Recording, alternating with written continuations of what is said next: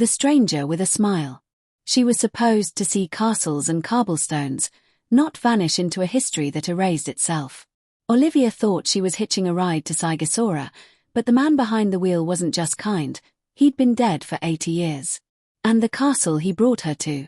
It doesn't exist, on any map. Now she must uncover a terrifying truth buried under centuries of silence. But if the place isn't real, how does she still have the scars? What would you do if you found a photo of yourself, taken before you were born? It began with a missed bus and a shrinking patch of afternoon sunlight. Olivia had been traveling alone through Romania for a week, soaking in the folklore, monasteries, and medieval towns her guidebook so lovingly detailed. But as she stood on the shoulder of a winding country road outside the village of Beerton, watching her only transport to Sighişoara disappear into the hills, her excitement curdled into frustration. She checked her phone, no signal. No buses for another day. With the nearest village behind her and only endless forest ahead, she sat on her pack and considered her options. That's when the dusty blue Dacia sedan pulled up beside her, its engine coughing softly as the window rolled down. The man behind the wheel had a strong jaw, salt and pepper hair tucked beneath a cap, and a smile that didn't quite reach his eyes. "You need lift?" he asked in deliberate English. Olivia hesitated. Hitchhiking wasn't in her plan. But he wore a priest's collar under his coat, and something about the way he waited, unpressuring, gave her a false sense of calm. She climbed in. His name was Dacian. He said he was returning to Sighişoara after visiting a distant parish. He spoke with an accent that curled his words, lacing them with old-world charm. At first, Olivia felt safe, lulled by the rumbling engine and the scent of pine outside. They spoke of her travels, how she loved ruins, how she studied anthropology, how she'd always wanted to see the real Romania. Dacian listened, nodding thoughtfully, eyes flicking from road to mirror, back to road again. But as the minutes passed, something shifted. The paved road gave way to gravel. Gravel turned to dirt. Then, a fork in the woods, one arrow pointing to Sighişoara, the other unmarked. He took the unmarked road. Olivia leaned forward, glancing at the map on her lap. "Are you sure this is the way?" she asked. "A shortcut," he replied. "Very old road. Locals don't use it anymore. But it's quicker." He offered her a calm glance and then smiled again. That same unsettling smile. As the car wound higher through the Carpathian foothills, the trees grew denser. Shadows draped themselves across the windshield. Olivia's signal vanished entirely. She turned to ask another question, something vague, something polite, but the car jolted sharply and then steadied. "Old road," Dacian muttered, hands gripping the wheel tightly. "Very old." Olivia tried to laugh, but it came out thin. After nearly an hour, just as her unease began to boil over into panic, they crested a hill. The forest broke. And there it stood. A castle, massive, crooked, shrouded in ivy. Turrets punched the sky. The stone looked ancient, eaten away by centuries of rain and silence. Olivia's breath caught. "What is this place?" she whispered. Dacian didn't answer immediately. He slowed the car to a crawl, then parked at the base of a broken gate. "My family's," he said simply. "We rest here before continuing." She wanted to say no.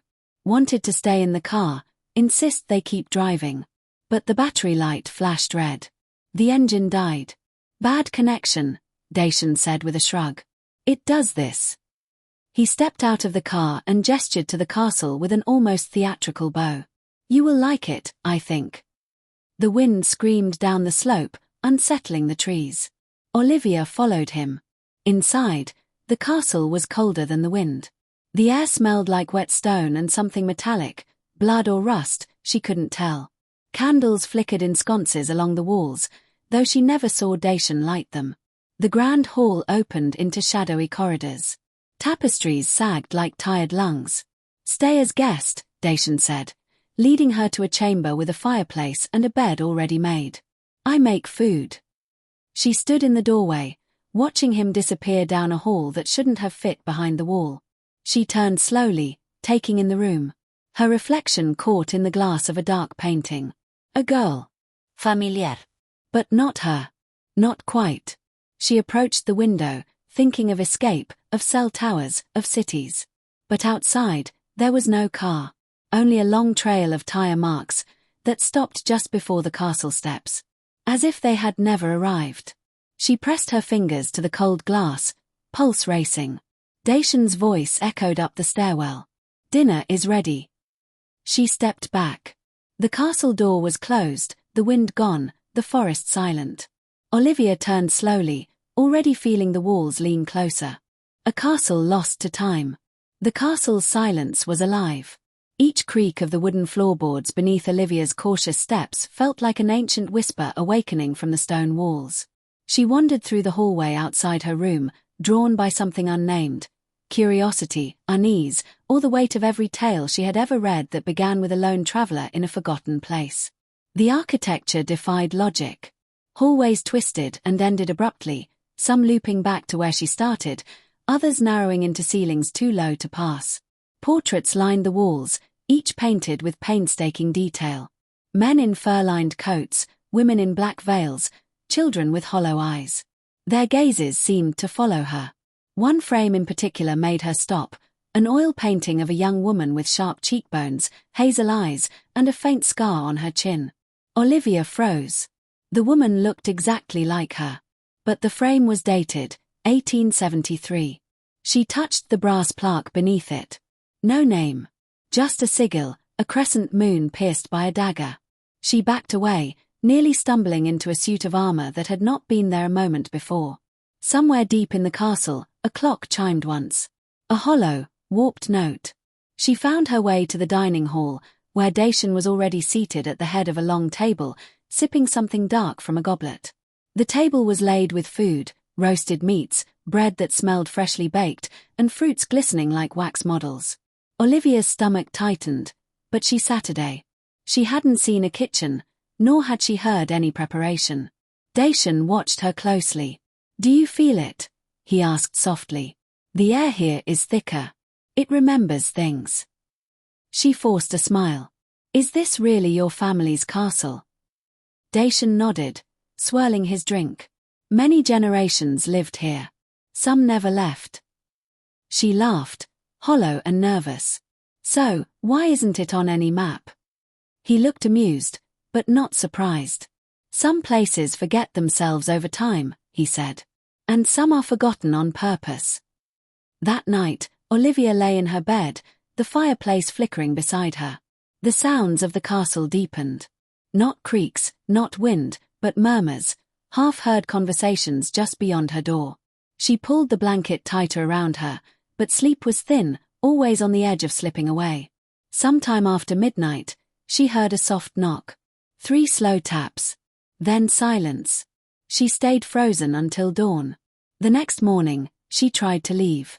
The car still sat outside, but the hood was open, the engine innards rusted and cracked like they hadn't run in years. She walked down the winding path they'd arrived on, but within 15 minutes, she was back at the castle gate. It was impossible. She tried again, marking a tree as she passed. When she reached the gate again, the mark was gone, but her water bottle sat on the stone ledge where she'd left it at the beginning. The woods were folding time and space around her like paper. When she entered the castle again, Dacian stood by the fireplace, warming his hands. "Getting your bearings?" he asked gently. "It takes time." She demanded to see a map. He gave her one, drawn in ink on old parchment. It showed Romania, but the location they were in was smudged out, burned slightly at the edge. "This castle isn't listed anywhere," she said. Dacian didn't deny it.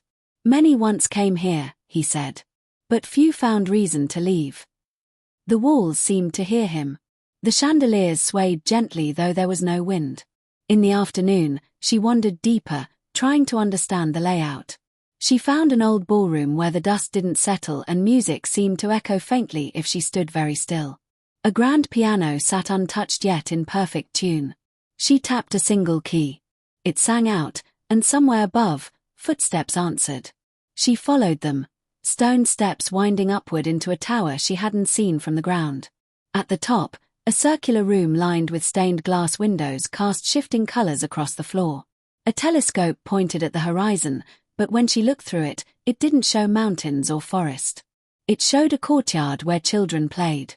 One of them looked up, straight into the lens. Olivia stumbled back. The glass cracked. A whisper, again, behind her. "You were here before." She turned. No one. That night, her dreams were vivid. She wore a velvet gown, descending a staircase. People bowed as she passed. Dacian stood beside her, younger, eyes vibrant. She heard her name, but not Olivia. It was older. Liliana.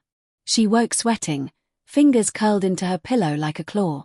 The next day, she discovered a locked wing. The door was oak, reinforced with iron, sealed with a chain. But from the other side came a sound, a soft, broken sobbing. Olivia's skin prickled. She leaned close, heart racing, listening. The crying stopped. Then a voice, young and cracked, "Don't forget again." She yanked back, stumbling into a bust of a man with a wolf at his side. The chain on the door rattled once, gently, like wind had brushed it. That evening, Dacian offered her wine. "To memory," he said, lifting his goblet. She didn't drink. When she returned to her room, the portrait of the girl, of herself, had changed. The expression was no longer passive. Now, the eyes looked afraid. She turned the frame around. On the back was a carved message in Romanian. She used her phone's translator. It said, "I tried to leave. I'm still here." The locked wing. The day began like the others, if days could be counted at all, in a place where time slithered like mist through the windows and refused to settle.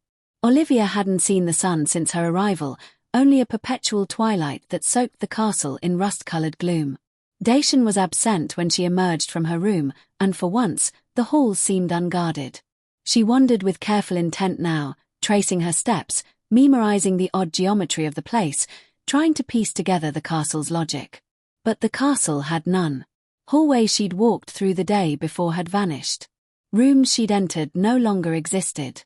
She came again to the locked wing, the door with the thick iron chain and the faint sound of sobbing that came and went like a tide. This time, the sobbing was louder. Desperate. Human. Olivia pressed her ear to the wood and whispered, "Who's there?"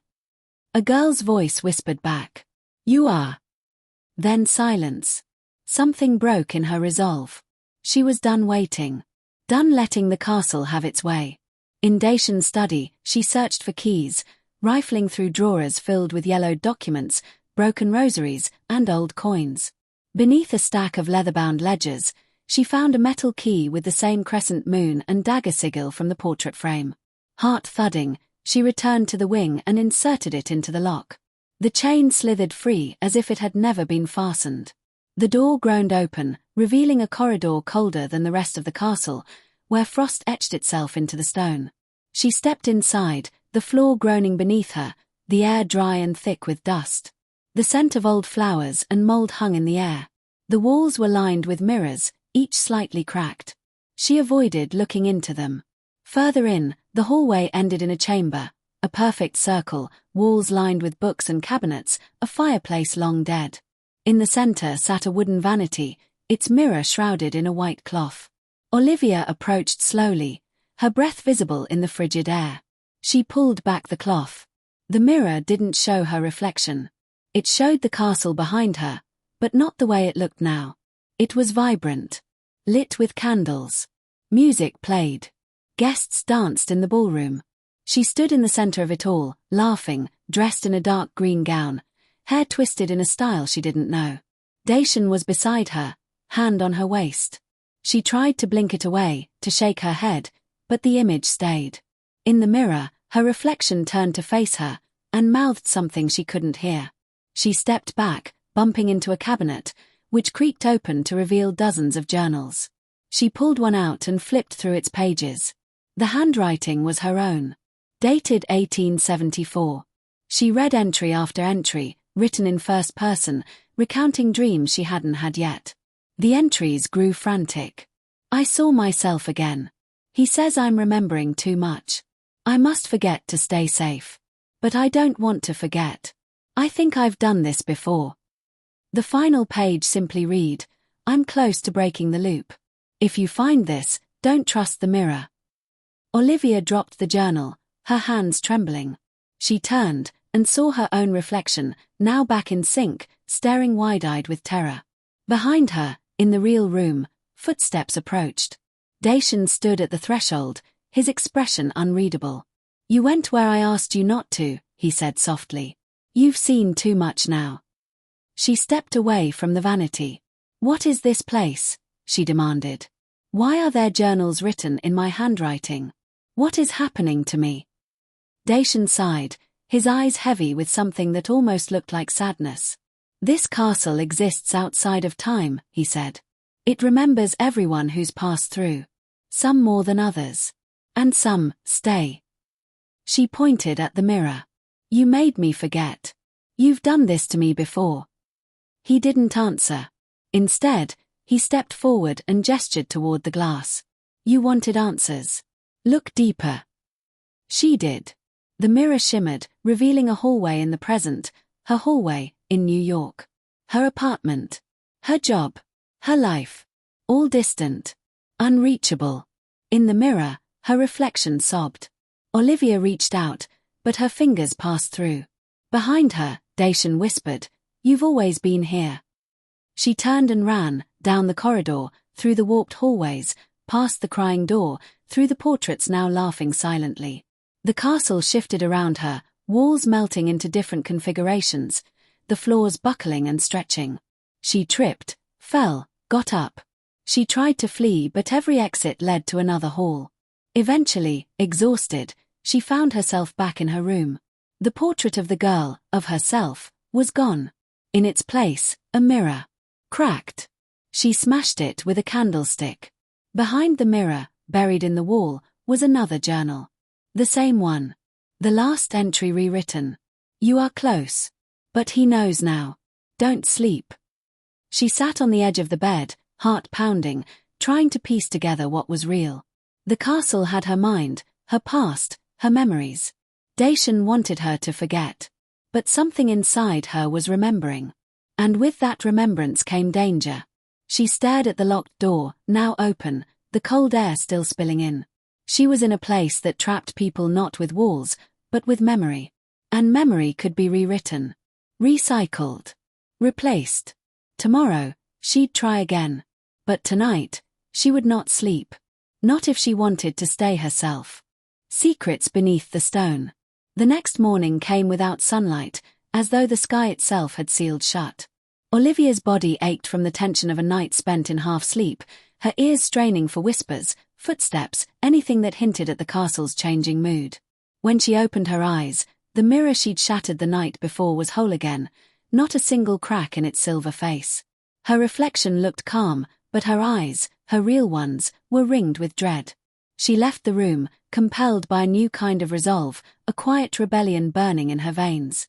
Dacian was nowhere to be seen, but his presence felt heavier than before, like he was watching her not from around the corner, but from inside her own thoughts. She retraced her steps to the cold corridor beyond the once-locked wing, her fingers brushing the stone walls, seeking patterns. That was when she found it, one brick colder than the others, slick with something that clung to her skin like dew. She pressed it. The wall gave a soft sigh and opened inward. Behind it, a staircase spiraled downward into the earth, tighter and more claustrophobic with each step. The air smelled different, damp and mineral, like something that had not seen daylight in centuries. She descended with cautious steps, the only sound her own breath and the echo of her heartbeat. At the base, the passage split in two directions. She chose the left path, lighting an antique lantern she'd taken from the hallway above. The tunnel curved and descended again, until she stumbled into a chamber with high ceilings and walls lined with cryptic carvings. Names, dates, phrases in Latin and Romanian. But the centerpiece was a shrine, an altar ringed in candles, some still burning. Atop it lay a single object, a photograph. Olivia picked it up and nearly dropped it. It was her. Not a doppelganger. Not a coincidence. She stood beside a child, blonde, tear-streaked, and wore a black shawl draped over her shoulders. On the back of the photo, in her own handwriting, it read, "She's still here." Before she could process the implications, she heard it, a voice, faint and high, calling her name. "Olivia!" She spun around, holding up the lantern. Nothing. The voice came again. "Don't leave me here." She followed the sound, deeper into the tunnels, past discarded coats, shoes, and rotting books. In a narrow side passage, she found a tiny room scratched with tally marks from floor to ceiling. Hundreds of them, maybe thousands. Each mark a day. Or a person. In the corner, something glinted. A silver pendant with the same crescent moon and dagger symbol, but smaller, delicate, something worn by a child. She picked it up and turned it in her hand. Etched on the back were the initials OD. She froze. Olivia Daniels. Her full name. Her pendant. She didn't own one. But it had aged. Tarnished. As she staggered back into the main tunnel, something shifted behind her. A wall slammed closed, sealing off her path. The lantern flickered and died. She screamed. A matchbook from her coat pocket gave her a few seconds of light, just enough to reveal a passage she hadn't noticed before.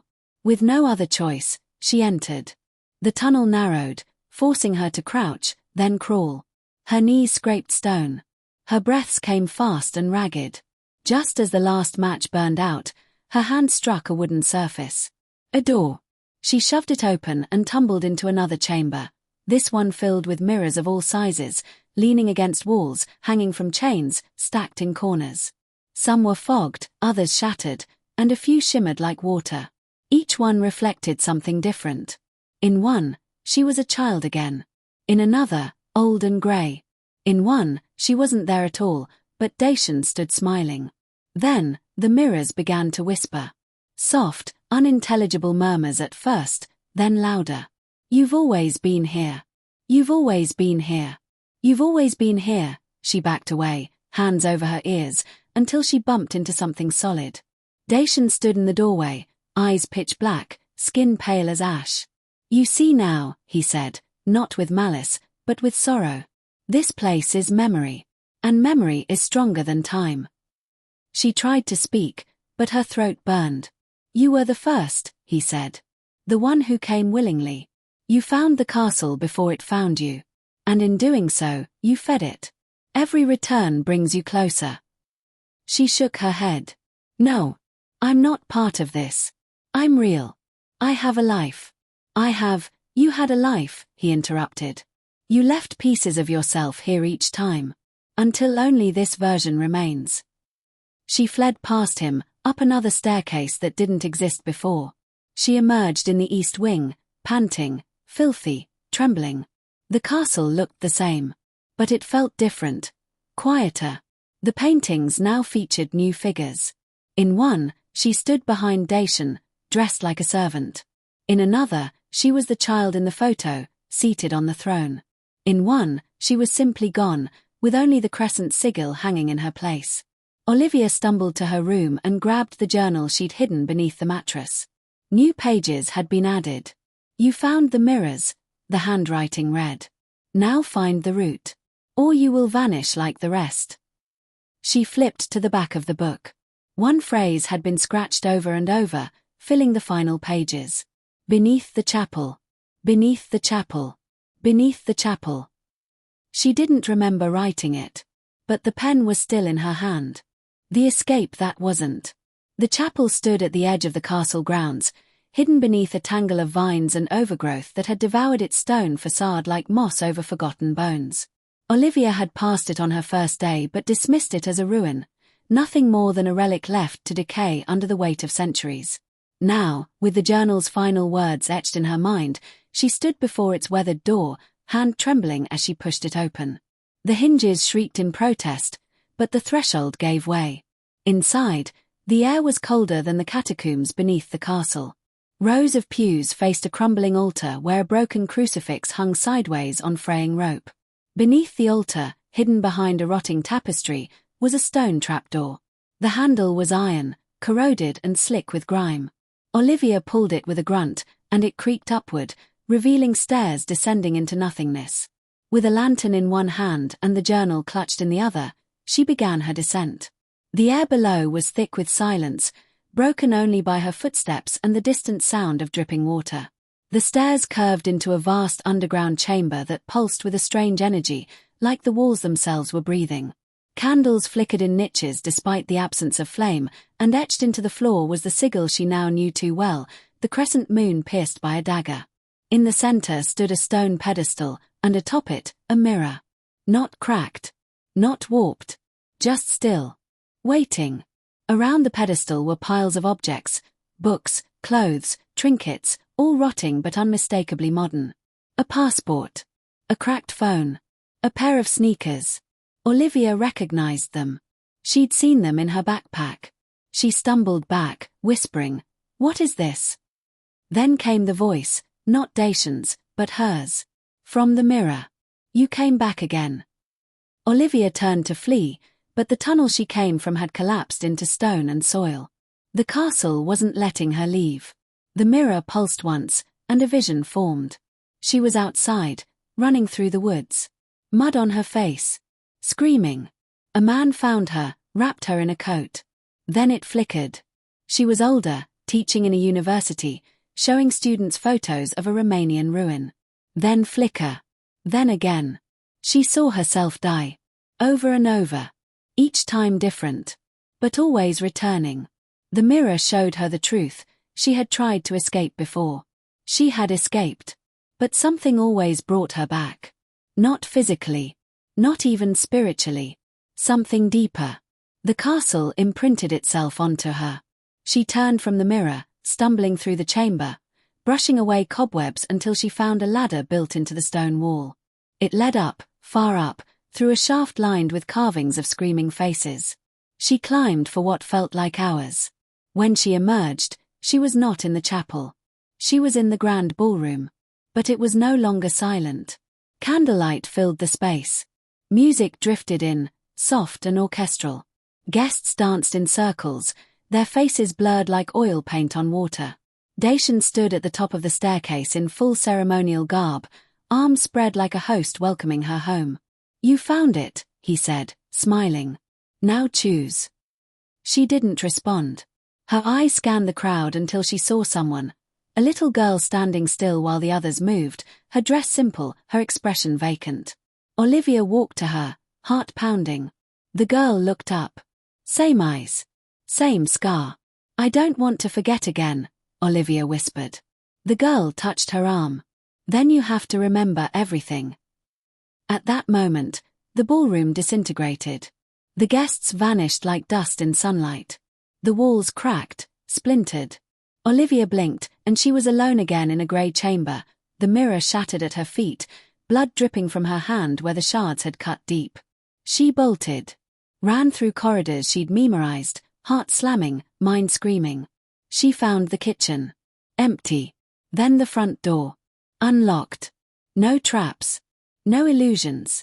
Just a simple wooden door, slightly ajar. She pulled it open and stepped into sunlight. Real sunlight. The air outside smelled of pine and earth, and her feet crunched against frost-hardened grass. Birds chirped in the trees. The castle was behind her, looming, shadowed, but still. She walked. And walked. Until she stumbled upon a dirt path. Then a road. Then a vehicle, an old red pickup driven by an elderly man who barely spoke English. He took her to the next village. She called the embassy. They arranged everything. 2 days later, she sat in a hotel room in Bucharest, hands shaking as she packed her bag.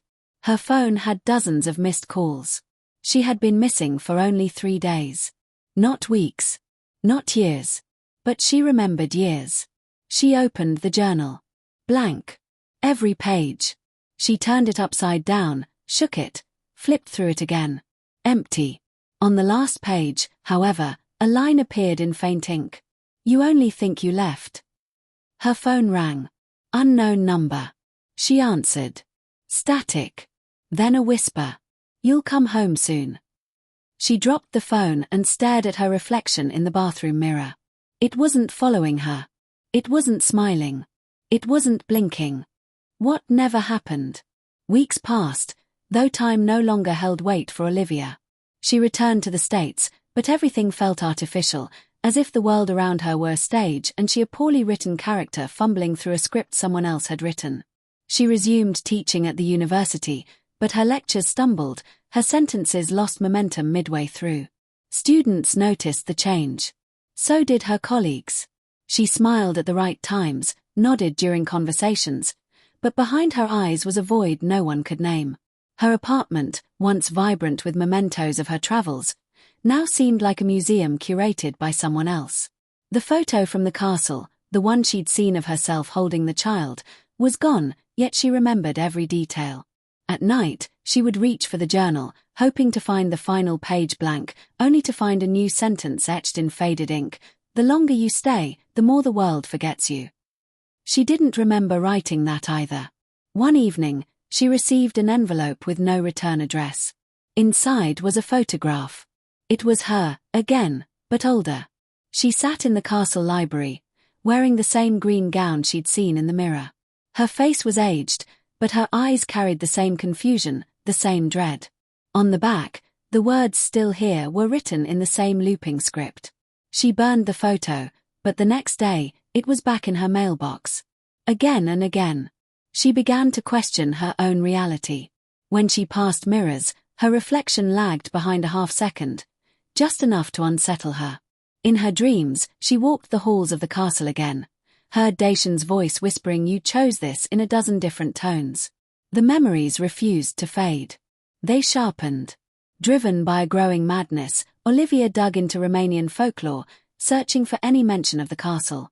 She scoured online forums, called archivists, visited libraries, but every lead ended in dead ends or vague superstitions about places that remember too much. Then, deep in an academic database, she found a name she hadn't searched yet: Liliana Altian.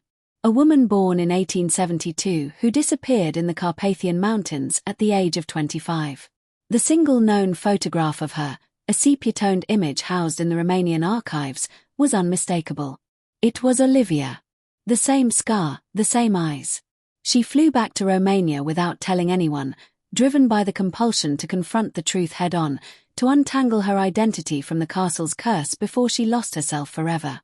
She arrived in Sighişoara and headed into the mountains alone, retracing the path she hadn't taken, the one she'd emerged from when she escaped.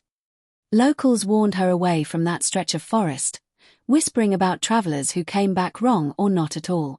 But she pressed on, guided by instinct and dread. Days blurred as the forest swallowed her. One night, as the mist rolled in and the wind howled through the trees, she found it again. The castle. It looked unchanged, frozen in time, yet pulsing with memory. The front gate opened with a moan. She entered not with fear, but with resignation. The halls greeted her like a lover welcoming her home. The dust cleared before her feet. The chandeliers lit themselves. Dacian was waiting in the grand hall, dressed in the same dark robes, eyes unreadable. "You came back," he said, almost tenderly. "You always do." She approached him, anger roiling beneath her calm surface. "What am I?" she asked. "What is this place?" He smiled faintly. "This castle exists outside of time. It collects moments. It anchors people whose threads are loose. You were one of the first to find it. But not the first to forget. Each version of you that tries to leave creates another that stays behind. There are many of you now, scattered through memory." Olivia felt dizzy. So which one am I? Dacian stepped closer. The one who remembered enough to come back willingly. The one who might finally choose. The ballroom began to shimmer again, but this time Olivia closed her eyes. "No illusions," she whispered. "No mirrors. Just truth." The castle trembled. Cracks raced along the walls, paintings fell, doors slammed shut. The entire structure groaned like it was resisting her will. Dacian looked surprised, fearful even. "You remember too much," he said. "If you shatter the loop, the others will awaken. The balance will collapse." Olivia stood her ground. "Good. Let them wake up." She raised the journal, now brimming with entries. Names, places, every loop she'd ever lived. "I won't let you keep us." The castle cracked with a deafening roar, and for a moment, Olivia was nowhere. Just weightless. Floating in blackness. Then, silence. She awoke in a hospital in Cluj. No ID, no belongings, found by hikers wandering a protected zone with no roads. The doctors said she'd been missing 2 days. The embassy confirmed her identity, but her fingerprints triggered confusion, linked not only to her passport but also to a death record from the 1940s. She said nothing. When she looked in the mirror in the hospital bathroom, her reflection blinked in perfect time. But her eyes were different. Older. Wiser. Or broken. She returned to her life, such as it was, always waiting for signs. For proof that it had all been real. But that was the final cruelty. There were no signs. No whispers. No returning journal. No ghost in the mirror. Nothing but her and a silence that echoed too loudly. Until, one day, she walked past a child on the street. Dark hair, green eyes, a faint scar on her chin. The girl looked up, smiled, and whispered, "You remember now." Then vanished into the crowd.